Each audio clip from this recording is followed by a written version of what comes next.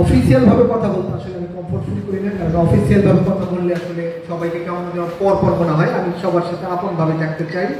আমি সেজন্য আমার কথাগুলো সাবলীল ভাবে আমার মতো করে গুছিয়ে বলতে চাই।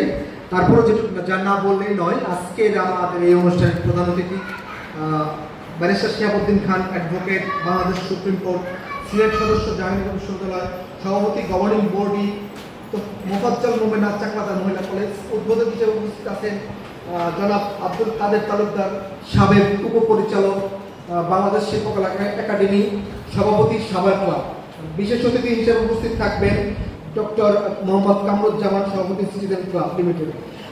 বিশেষ অতিথি হিসেবে উপস্থিত আছেন আমাদের জাগরণী থিয়েটারের আজিমউদ্দিন ভাই, দুঃখিত কিছু মনে করবেন না কেউ। সভাপতিত্ব করছি আমি নিজেই। এখানে উপস্থাপনায় থাকছেন শিক্ষক এবং শিক্ষক নেতা শফিকুল ইসলাম পাটোয়ারি। উপস্থাপক হিসেবে থাকছেন শিক্ষক ও লেখক আমাদের মোহাম্মদ নুরুদ্দিন ভাই। সবাইকে আমারও স্বাগত জানাচ্ছি যুব উদ্যোক্তা ফাউন্ডেশন পরিবারের পক্ষ থেকে। যুব উদ্যোক্তা ফাউন্ডেশন 2020 সাল থেকে যাত্রা শুরু করে, কিন্তু সেটা শুরু করার আগে আমি আমার কর্মজীবন, আমি যখন চাকরি করি, আমি 2008 সাল থেকে প্রথম আমার পেশাগত জীবন শুরু হয়। আমি প্রথমে এনাম মেডিকেলে কাজ শুরু করি, জব করতাম। এনাম মেডিকেলে কাজ করেছি 2017 সাল পর্যন্ত। এনাম মেডিকেলে কাজের পাশাপাশি আমি থিয়েটার করতাম, আমি মিডিয়ায় কাজ করতাম। সবশেষ আমি যমুনা টেলিভিশনে জয়েন করি 2017 সাল। আমি যখন কাজ করতে গিয়েছিলাম তখন আমার কাছে মনে হয়েছে যে আমি তো আসলে স্বাধীন চেতা মানুষ, আমি এই সামাজিক উন্নয়নের মূলক কাজের সাথে সম্পৃক্ত থাকতে চাই। বৃদ্ধদেরকে নিয়ে কাজ করি। আমি যমুনা টেলিভিশন যখন কাজ করতাম, আমাকে ভোর 6টার সময় গিয়ে অফিস করতে হতো এখান থেকে। আমি এখান থেকে 4টার সময় রওনা দিতাম বাইক নিয়ে। আমার বাড়িধারা যমুনা ফিউচার পার্কে আমার অফিস, ওখানে ফিঙ্গার দিতে হতো আমাকে 6টায় গিয়ে।